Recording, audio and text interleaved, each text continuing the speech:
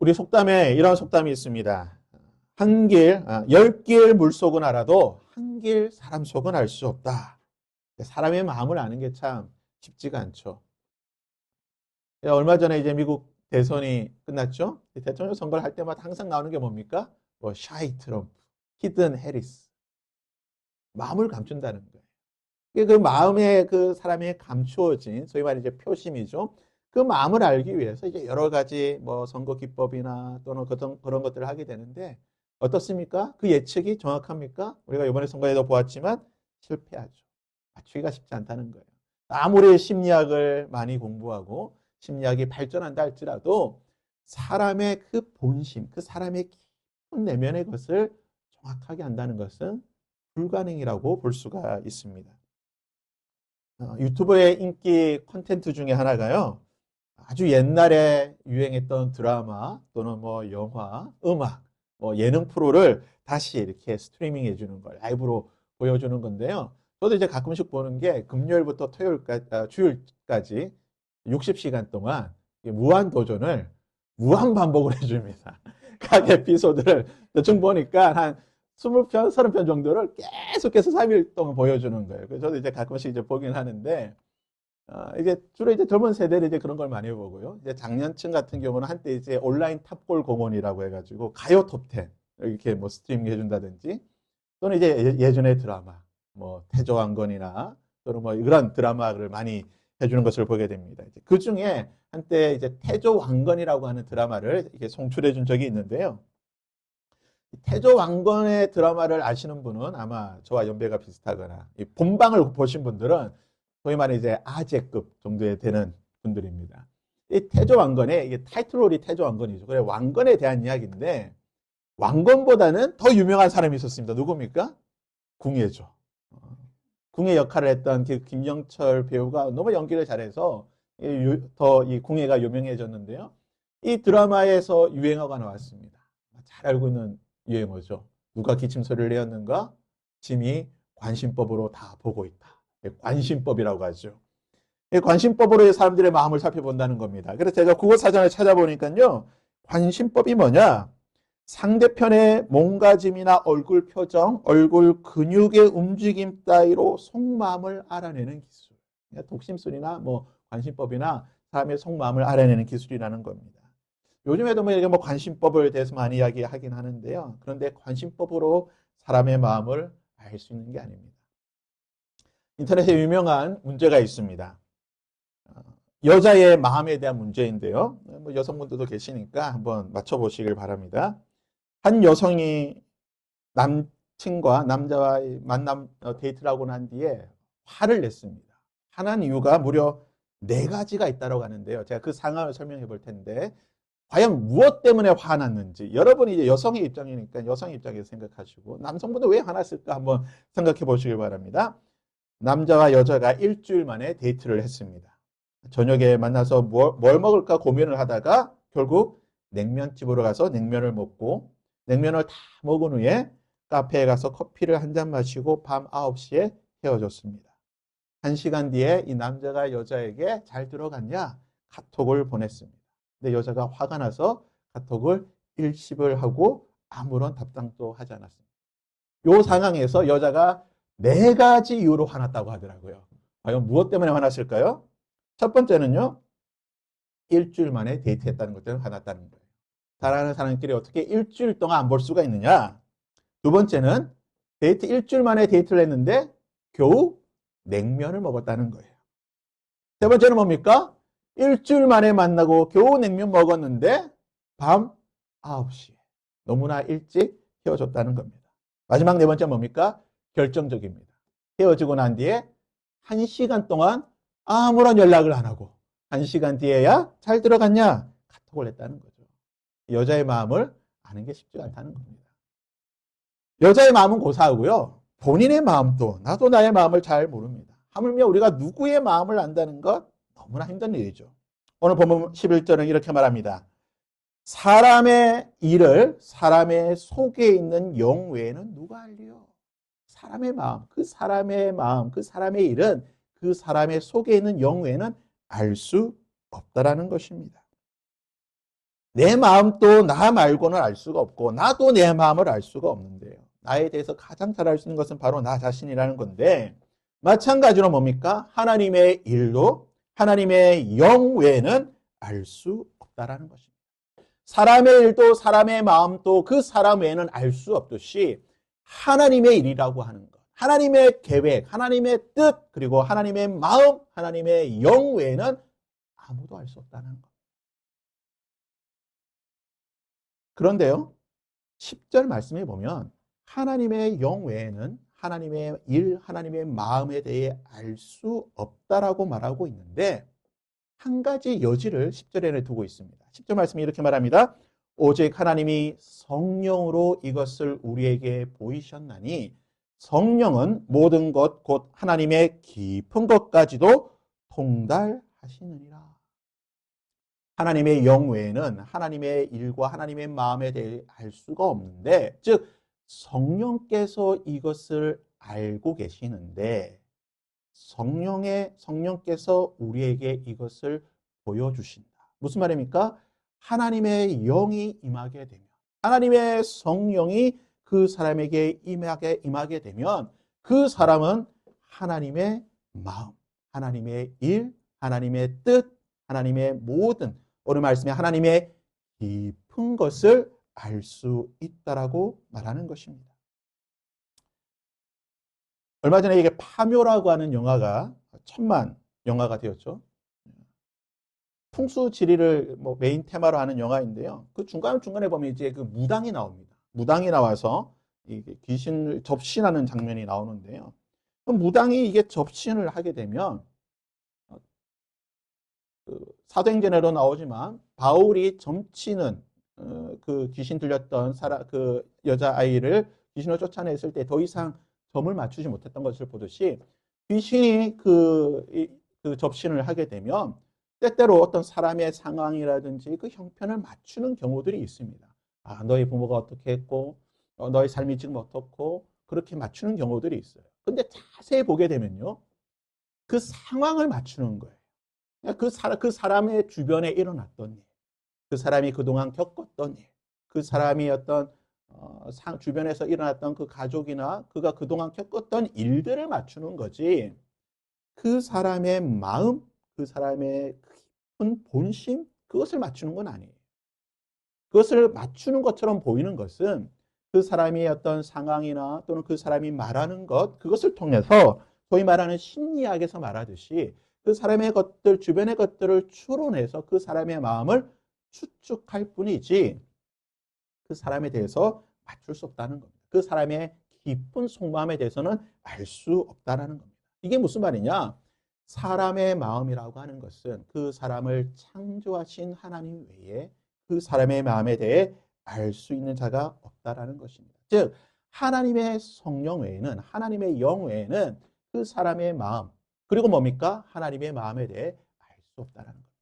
하나님의 성령이 임하실 때에야 내가 나의 마음의 깊은 것을 알 수 있게 되는 것이고 우리가 타인의 어떤 그런 마음을 형편을 알고 살필 수 있는 것이고 한 걸음 더 나아가 본문에 말씀하고 있듯이 하나님의 깊은 것, 하나님의 마음, 하나님의 뜻, 하나님의 계획에 대해 우리가 알 수 있다는 것입니다. 그렇다면 하나님의 성령이 우리에게 임하실 때에 우리는 하나님의 깊은 것, 하나님의 마음, 하나님의 영에 대해 알 수 있게 되는데 그렇다면 하나님의 깊은 것, 우리가 알게 되는 하나님의 그 마음이 무엇이냐는 것입니다. 9절 말씀이 이렇게 말합니다. 기록된 바 하나님이 자기를 사랑하는 자들을 위하여 예비하신 모든 것은 눈으로 보지 못하고 귀로 듣지 못하고 사람의 마음으로 생각하지 못한다 하였다 함과 같으니라. 계속해서 말이 반복되고 있죠. 하나님의 이 깊은 것은 하나님께서 예비하신 것인데 사람의 마음과 사람의 눈과 사람의 귀로 생각할 수 없다라는 것입니다. 하나님의 영 외에는 알 수 없다는 거예요. 그러니까 우리가 어떤 인간적인 방법으로 무언가 연구하고 또는 노력해서 그 하나님의 뜻과 계획을 알 수 있는 것이 아니라는 것입니다. 눈으로 보지 못하고 귀로 듣지 못하고 사람의 마음으로 생각할 수 없다. 8절은 분명히 말하고 있습니다. 이 지혜는 즉 하나님의 마음은 하나님의 영은 하나님의 깊은 것은 이 세대의 통치자들이 한 사람도 알지 못하였다. 본문에서 말하고 있는 이 통치자라고 하는 것은 헬라 철학적인 개념이에요. 헬라 철학적 개념인데요. 특별히 이 플라톤 철학에서 나오는 개념인데, 플라톤이 그의 철학 저서에서 무엇이라 말하였는가?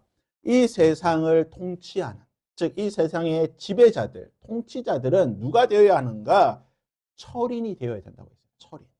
그러니까 이 철인이 무엇이냐? 철인은 학문과 지혜와 그 분야에서 가장 탁월한 사람, 가장 뛰어난 사람, 정치, 예술, 학문, 어떤 그 분야에서 가장 뛰어난, 가장 탁월한 사람이 철인이고, 그 사람이 통치자, 지배자가 되어야 한다라고 말하는 거예요. 이게 이제 헬라 철학의 개념입니다. 미국 대선의 이야기를 다시 드리는데요. 미국 대선에 이제 도널드 트럼프가 되었습니다. 대선 과정을 보게 되면요. 우리나라 언론에서는 이 트럼프에 대해서 굉장히 부정적으로 말했습니다. 트럼프 안 될 거다. 그리고 트럼프에 대해서 굉장히 좀 조롱하고 비하하는 듯한 그런 표현들을 많이 했어요.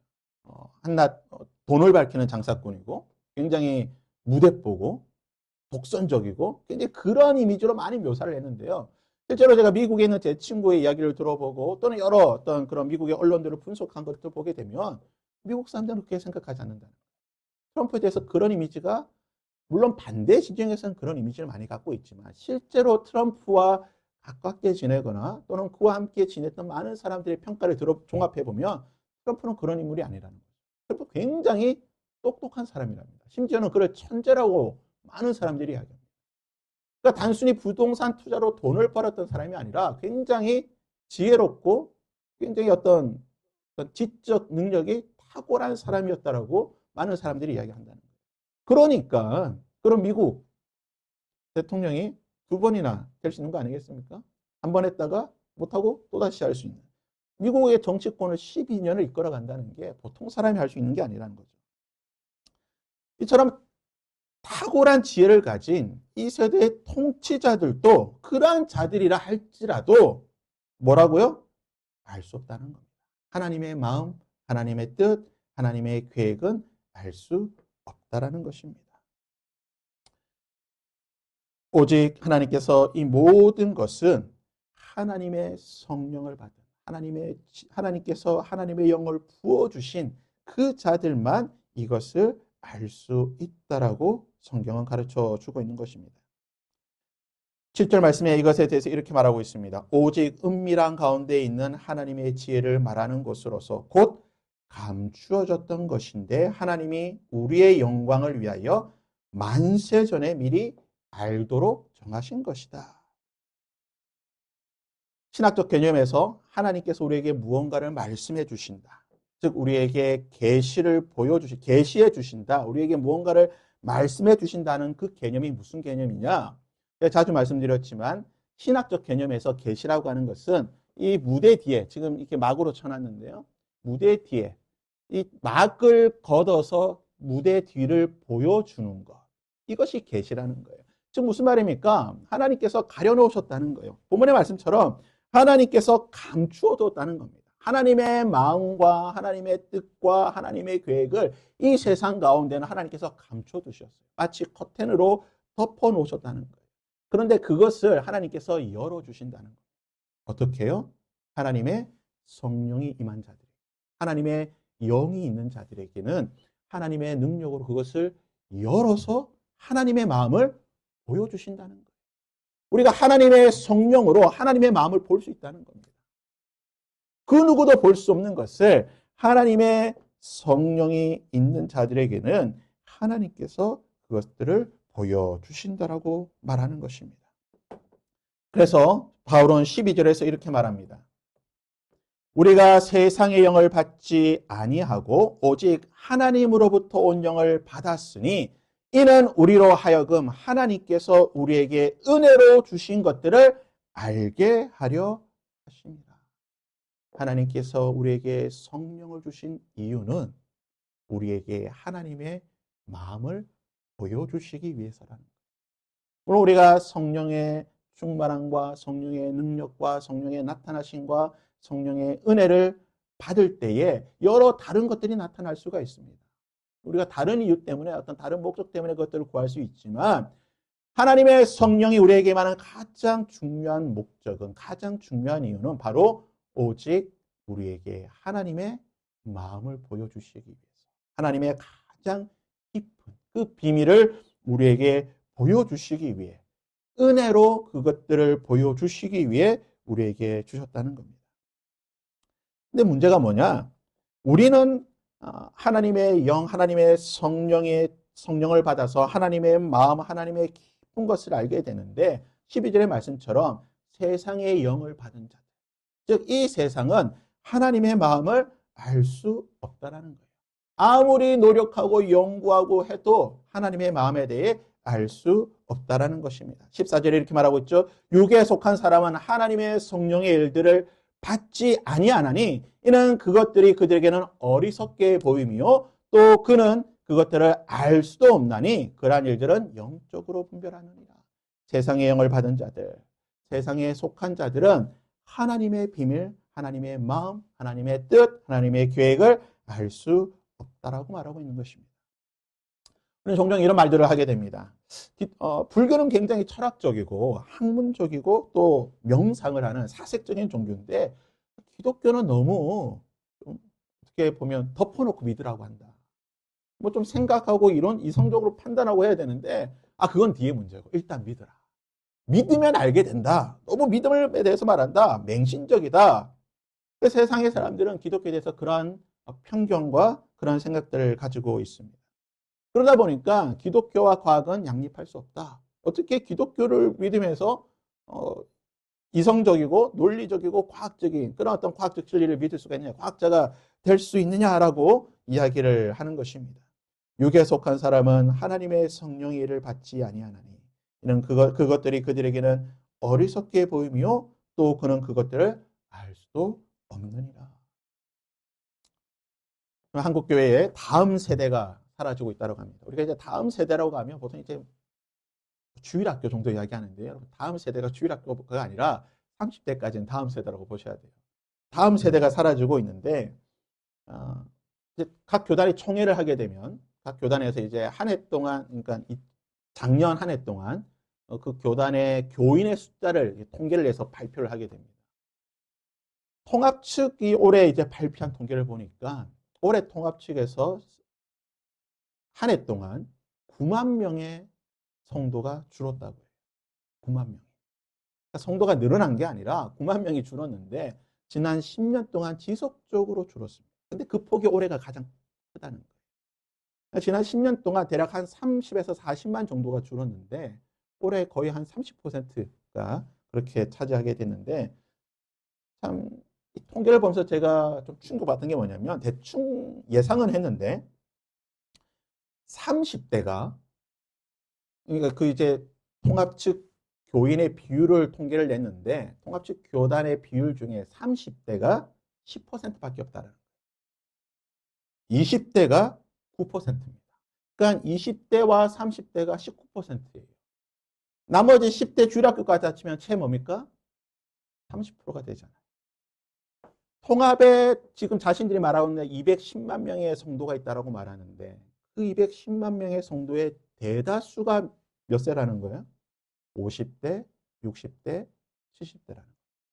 한국 사회가 출산율 저하로 한국 사회가 소멸될 거라고 말하는데 고령화 사회라고 말하는데 한국 사회보다 더 심각한 게 어디입니까? 교회입니다. 교회가 더 심각한 이 고령화를 겪고 있는데요. 왜 이런 현상이 일어나는가?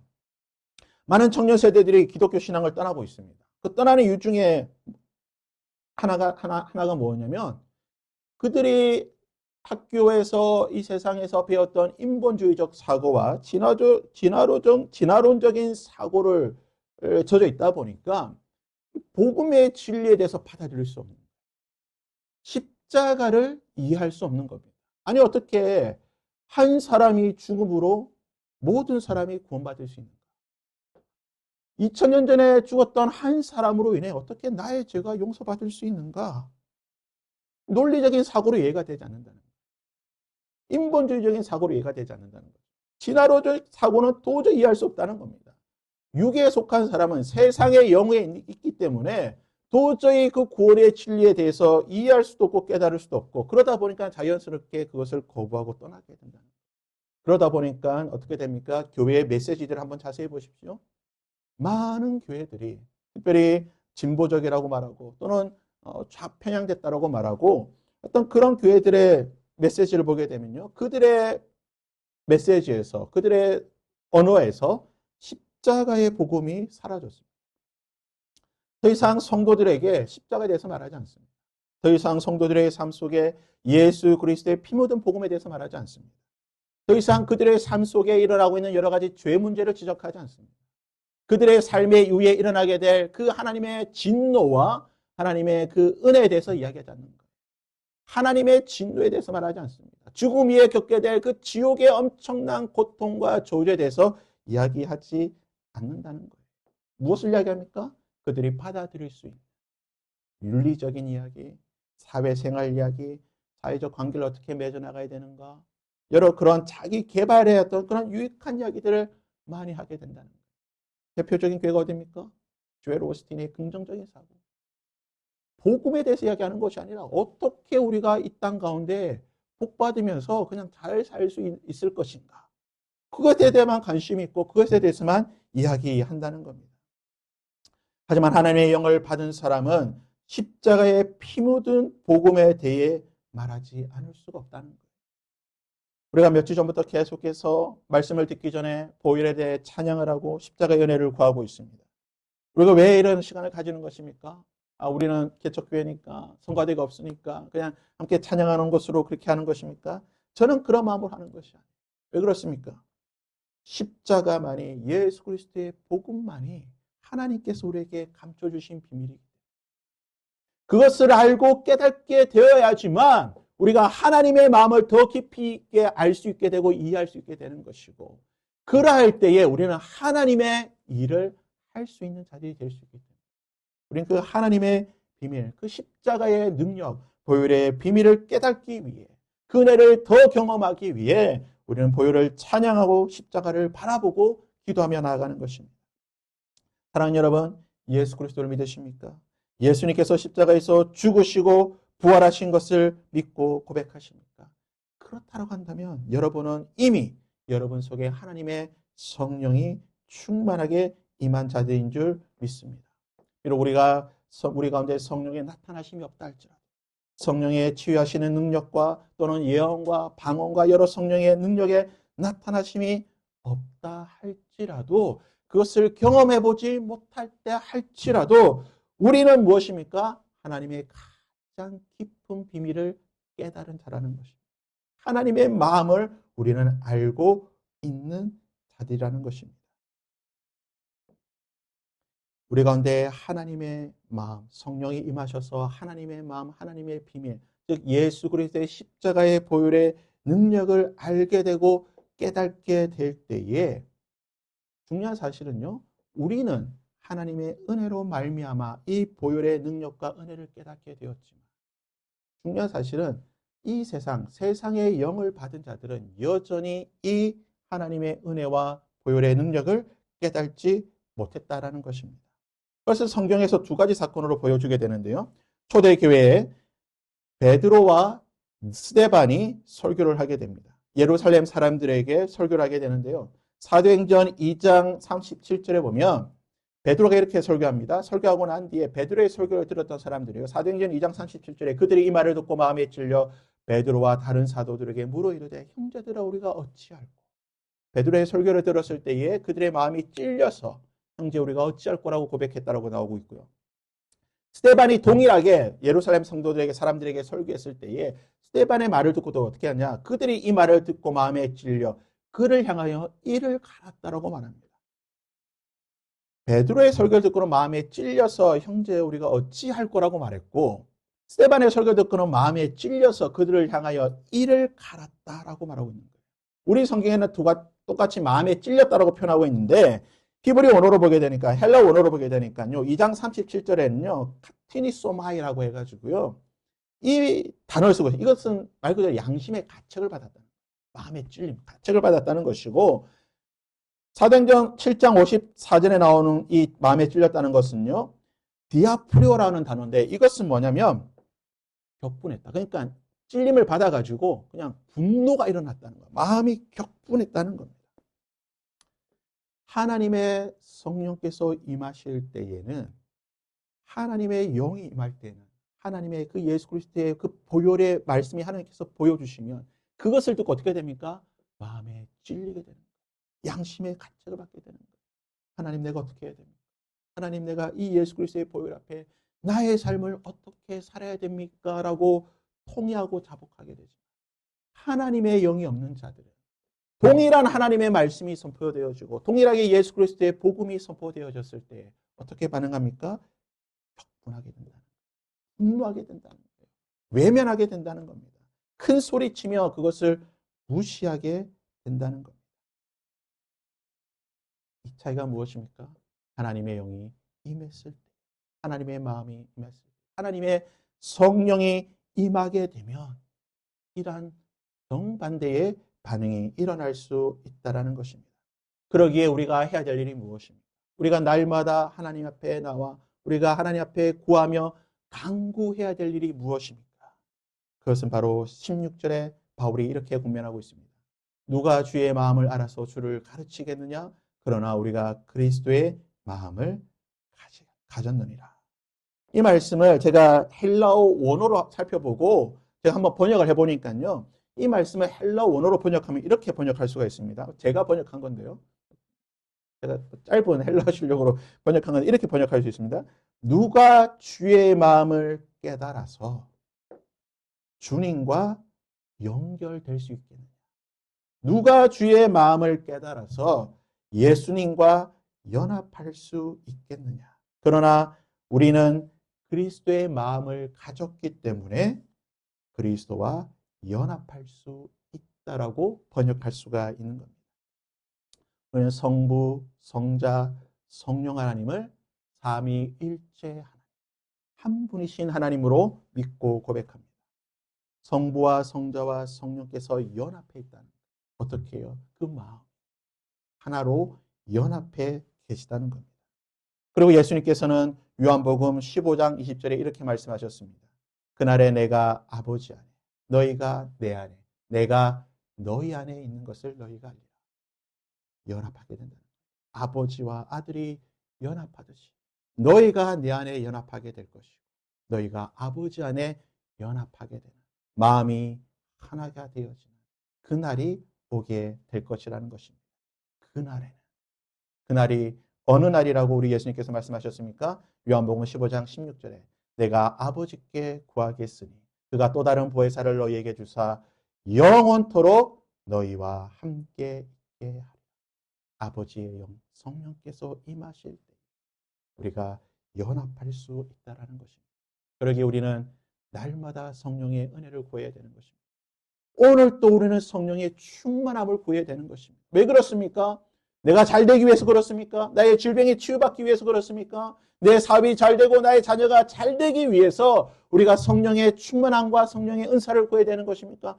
물론 성령께서 우리에게 임하시면 우리의 질병이 나을 줄 믿습니다. 물론 성령께서 우리에게 임하시면 우리의 자녀의 삶이 잘 될 줄 믿습니다. 그러나 그것이 성령의 충만함의 목적이 아니라는 것입니다. 우리가 왜 하나님의 마음을 구해야 되는 것이고 하나님과 하나 되고 성령의 충만함을 구해야 되는 것입니다. 그것은 바로 예수 그리스도의 그 복음의 능력을 더 깨닫게 하나님께서 감추어 두셨던 십자가의 능력을 더 깊이 깨닫고 그것을 선포하고 증거하여 세상의 영들이 충만한 그들에게 하나님의 능력을 나타내 보여주기 위해서 우리는 하나님의 성령의 충만함을 구해야 된다는 것입니다. 바라기는요. 오늘 하루 그리고 앞으로의 우리 삶 속에 더 깊은 성령의 충만함을 구할 수 있기를 바랍니다. 하나님, 오늘 나에게 더 놀라운 성령의 충만함을 주옵소서. 내가 하나님의 마음을 더 알기를 원합니다. 더 십자가의 능력과 십자가의 그 보혈의 능력을 깨닫게 하여 주시옵소서. 그리하여서 하나님 이 세상의 영이 충만한 이 땅 가운데에 십자가의 능력을 보여주는 자가 되게 하여 주셔서 저들에게도 하나님의 영이 임할 수 있는 은혜를 허락하여 주시옵소서. 내가 속해 있는 공동체 속에서 이번 한 주를 살아갈 때에 하나님 내가 하나님의 영의 충만함으로 십자가의 보혈의 능력을 보여주는 자가 되게 하여 주시고 그러므로 말미암아 그들도 하나님의 영이 임하여서 하나님의 깊은 비밀을 깨닫는 자가 되게 하여 주시고 우리와 함께 하나님과 하나 되는 그리스도의 마음에 연합하는 하나님의 마음을 깨닫는 자들이 되게 하여 주시옵소서. 이러한 은혜가 나로 통하여 나의 한 주의 삶 속에 일어나게 하여 주시옵소서. 이 시간 그러한 마음으로 함께 기도하며 찬양하며 이제 하나님 앞으로 나가도록 하겠습니다. 이제 함께